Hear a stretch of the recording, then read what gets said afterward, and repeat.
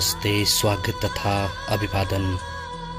कार्यक्रम अतीतका पानाहरूको पर्खाइमा बस्नुभएका तपाईँ तमाम मित्रहरूमा हार्दिक स्वागत तथा रात्रिकालीन अभिवादन गर्न चाहन्छु। कार्यक्रम अतीतका पानाहरूको यो अर्को नयाँ श्रृङ्खलामा कुमार गौतम उपस्थित भइसकेको छु। हामी तपाईँकै जीवनमा घटेका तपाईँका वास्तविक भोगाइहरूलाई कार्यक्रममा समावेश गर्ने गर्दछौँ। तपाईँको मनका ती घाउहरू अन्य साथीहरूमाझ व्यक्त गरेर तपाईँका मनका ती पीडाहरूलाई केही मात्र भए पनि कम गर्न सकिन्छ कि भन्ने हाम्रो उद्देश्य हो। आजको बसाइमा पनि मैले एउटा त्यस्तै वास्तविक जीवन भोगाइ लिएर आएको छु। आजको यो वास्तविक भोगाइ हामीलाई प्रेषित गर्नुभएको छ, हेमराज अविरल राईले प्रेषित गर्नुभएको छ। आजको यो वास्तविक जीवन भोगाइ उहाँका यी अतीतका पानाहरू कार्यक्रममा प्रस्तुत गर्नुभन्दा पहिले कार्यक्रमलाई अगाडि बढाउने अनुमति माग्दछु। यो गीतबाट हुन्छ।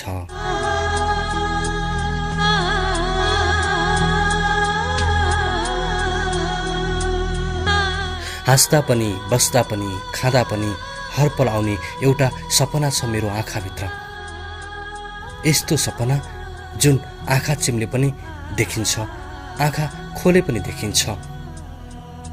तपाईलाई म सुनाउँछु आज मेरो कथा, मेरो जीवनको कथा। मेरो जन्म 2053 साल असोज महिनाको 20 गते भएको हो।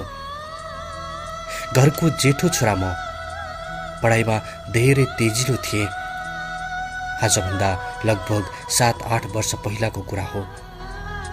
पहिलो श्रेणीमा एसएलसी पास गरे अनि +2 पढ्न म मोरङको कलेजमा भर्ना भए। दिनहरू रमाइलोसँग बित्दै थियो। म कलेजकै एउटा केटी साथीको मायाजालमा पढ्न पुगे। उसको नाम पुष्पा नेपाली थियो। हामी एक अर्कालाई धेरै माया गर्थ्यौं। कति रमाइलो थियो त्यो पल, अझै पनि ताजा छन्। मेरो मुटुमा उनीसँग बिताएका पलहरू। कलेजमा पनि हामी सँगै बस्थ्यौं, जता गए पनि सँगै हिँड्ने गर्थ्यौं। कति प्यारा थिए ती पलहरू। समय पनि कति चाँडै बितिसकेछ। 12को एक्जाम पनि आइसकेछ। म एक्जाम दिएर बाबा मम्मीले घर बोलाउनु भयो। एक्जाम सकेर हतार हतार म घरमा गएँ। घर गएको केही दिनमा मम्मी बुबाले मलाई बिहेको रिक्वेस्ट गर्नुभयो। मैले पुष्पासँगको सबै हाम्रो सम्बन्धबारे बताएँ, तर बुबा मम्मीले अस्वीकार गर्नुभयो, किनकि उनी दलित भएर होला। तर मैले धेरै सम्झाउने कोसिस गरेँ मम्मी बाबालाई, तर उहाँहरू मान्नु भएन। उसलाई चाहन्छस् भने हामीलाई त्याग, कि अब त्यो केटीलाई। म अब दुसादमा परे। म अलमल्ल परे, छाँगाबाट खसे झैं भए। कसरी सुनाऊ यो कुरा पुष्पालाई? न त बुबा मम्मीलाई त्याग गर्न सक्छु, न त पुष्पालाई। दिनहरू बित्दै गए। बिस्तारै अब बुबा मम्मीको कुरालाई अस्वीकार गर्न सकिनँ मैले। एक दिनको कुरा हो, मैले पुष्पालाई भेट्न भनी बोलाएँ अनि मैले उनलाई भन्न लागेँ, पुष्पा, आज म निराश छु।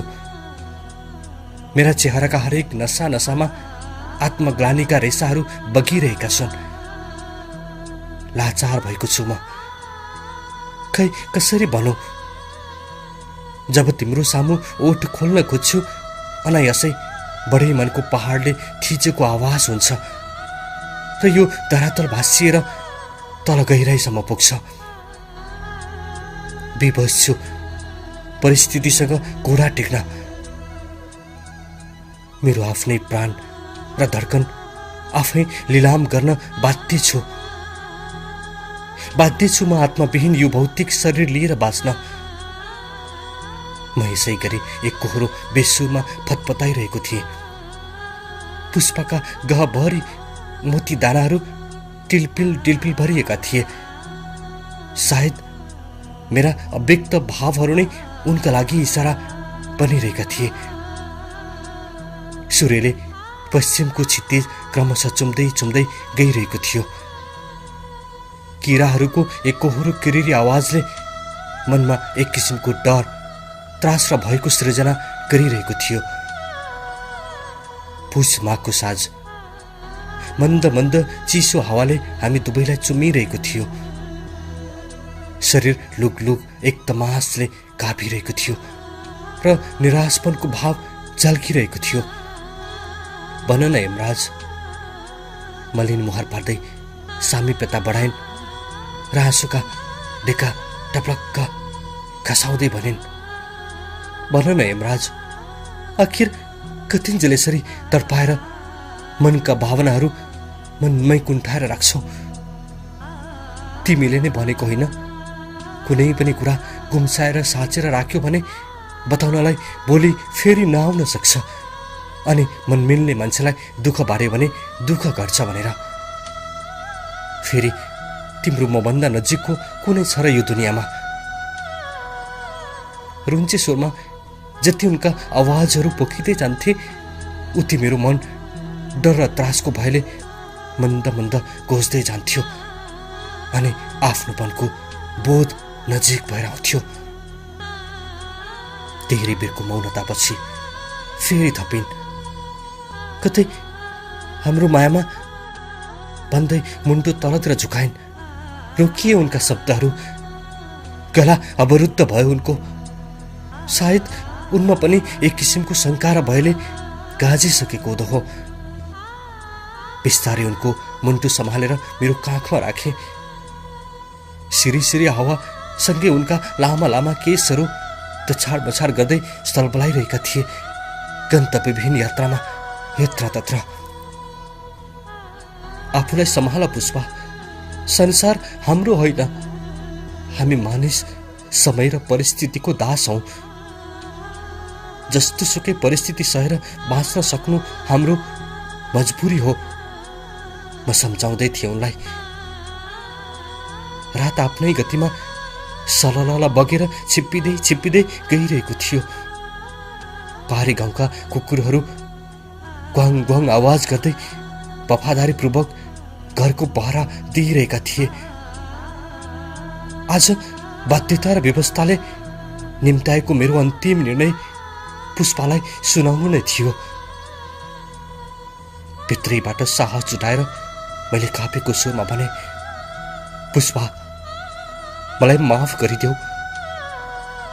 म चाहेर पनि यो जुनीमा तिम्रो भएर रमाउन सकिन। हाम्रो बिहे अब सम्भव छैन। दुबईमा दरेताको बात फुट्यो। अचानक बेचैनीको सन्नाटा छायो। फेरि आफैले आफैलाई सम्हाल्यो। मैले त भनेकै थिएँ नि यमराज, तिम्रो लागि म योग्य छैन। तिम्रो हरेक दुःखमा साथ दिए पनि तिम्रो खुसीमा रम्ने र रमाउने अधिकार मलाई यो समाजले दिँदैन। म एक गरिब, दलित र पिछडिएकी परिवारकी छोरी। तिमीसँग सम्बन्ध गाँच्न खोज्नु त्यहाँभन्दा ठुलो भूल मेरो जीवनमा के हुन सक्छ भन्दै आफैलाई धिक्कार्दै थिइनु नि। पुष्पा, चाहेर पनि नपाउनु यो प्रकृतिको दोष हो। मलाई राम्ररी थाहा छ तिमी दलित हौ, तर तिमीमा त्यस्तो के छैन जुन उच्च खानदानी नारीमा छ? भन पुष्पा, के कुराको कमी छ तिमीमा? नचाहेर पनि बाँच्नुपर्ने बाध्यता हुँदो रहेछ। जन्मसँगै मृत्युसँगको सम्झौता पूरा नभई चाहेर पनि प्राण फाल्न सम्भव रहेनछ। मैले सम्झाउँदै भने, हेमराज, मेरो कारण अब यो दुष्ट समाजमा तिम्रो जीवनमा कुनै आँच आउने छैन। यो समाजलाई मैले पनि राम्ररी बुझेको छु। अब यी सबै हाम्रा प्रेम कहानीहरू तिमीले पनि भुल्नुपर्छ। तिम्रो आफ्नै छुट्टै संसारमा रमाएर जुगौ जुग बाँच्नुपर्छ। यसमा मेरो पनि मन रमाउने छ। म कदापि तिम्रो खुसी खोज्न आउने छैन। न्यानो स्पर्शसँगै भनिन् पुष्पाले। पुष्पा, तिमी कति महान छौ भाइ भन्दै मैले उनको गालामा स्पर्श गर्दै रुन्चे आँसु हाँसिदिए। रातको पहर छिप्पिसकेको थियो। पहाडी गाउँका गरिब बस्तीहरूमा मौनता छाइरहेको थियो। बिस्तारै बिस्तारै भारी पाइलाहरू अगाडि बढायो दुवैले। सदाझै पुष्पाको आँगनसम्म पुर्याउन गए। दलानको डिल टेक्नु पूर्वै पछाडि फर्केर इसारामै विदाईका हातहरू हल्लाइन् अनि स्वीकार्दै लागे आफ्नो वासस्थानतिर। माघ महिनाको जाडो बिहानको करिब 8 बजिसक्दा पनि सूर्यका किरणहरूले आफ्नो प्रभुत्व जमाइसकेका थिएनन्। आँगनभरि मानिसहरू सल्बलाइरहेका थिए। घरबाट टाढा हिँडेर जन्ती जानुपर्ने भएकोले करिब 9 बजेतिर सबै आफन्त इष्टमित्र कुल कुटुम्ब साथीभाइ जम्मा भइसकेका थिए। यति ठुलो भिडमा कता कता के को कमी भएको महसुस गरिरहेको थिएँ मैले। पुष्पा जे जस्तो भए पनि मेरो बिहेमा त आउला भनेर निम्तो थमाउँदा, हेमराज अवश्य आउँछु, तिम्रो खुसी नै मेरो खुसी त हो नि, होइन र भन्दै उही पुरानो मन्द मुस्कान झल्किरह्यो नयनभरि। नभन्दै त्यही भिडबाट हसाङ फसाङ गर्दै समीपमा आएर, Hemraj best of lock, may God bless you भनिन्। खुसीको सीमा रहेन। मनमा अलग किसिमको ऊर्जा मिल्यो। जीवनले यात्रा मोडिसकेको थियो।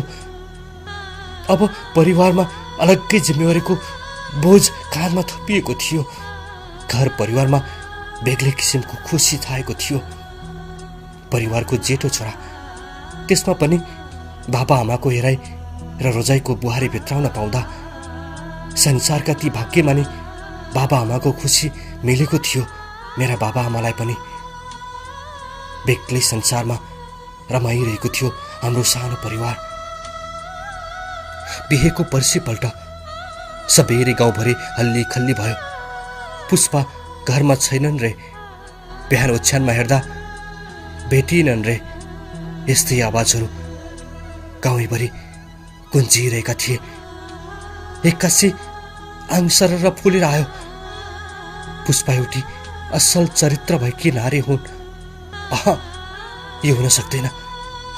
फेरि सबै जुटेर पुष्पाको खोजीमा लाग्यौं। आखिर पुष्पा भेटिन्, तर मृत्यु अवस्थामा। भीड एकाएक विलाप र रोदनमा परिणत भयो। मृत्युको रहस्य बुझ्नमा सबै आतुर थिए। भीड मध्येको एउटा दोषी म आफै भएको महसुस भइरहेको थियो। भित्रभित्रै आफैलाई धिक्कारे। कतै हाम्रो प्रेम पुष्पाको गलाको पासो बनेको त होइन। आफ्नो घाँटी आफै दबाउ झैं भयो। सिलुले पनि पूर्ण सहमति जनाएकी थिइन् मेरो विवाहको लागि। यस्तै यस्तै सोच्दै थिए। पुष्पाको जीवनको अन्तिम घडीमा एउटा नोट यसरी लेखेकी थिइन्, हेमराज, मेरो संसारको सबैभन्दा ठुलो खुसी तिमी नै थियो। मैले हरेक पल्ट आफू मरेर तिमीलाई बचाएकी पनि थिए। मैले यो निर्णय पहिले नै गरिसकेको थिएँ। जुन दिन तिमीले हाम्रो प्रेमको अन्त्य भएको घोषणा तिम्रै मुखबाट सुनाएका थियौ, तिम्रो खुसी देख्नु थियो। मेरो त्यो मृत्युमा आँसु नजानु ल। असल दाम्पत्य जीवनको उदाहरण दिँदै यो उच्च नीच, जातभात, धर्म र छुवाछुतको भेदभावमा जगल्टिएको यो दुष्ट समाजको संकुचित भावनालाई डटेर निर्मूल पार्नुपर्छ। जुन तिमीले बारम्बार भन्ने गर्थ्यौ। अन्त्यमा तिमी र तिम्रो परिवारको उज्जवल भविष्यको कामना गर्दै संसारबाट बिदा लिँदैछु। हेमराज अविरल राई, षडानन्द नगरपालिका 3, खार्तम झा, हाल साउदी अरब।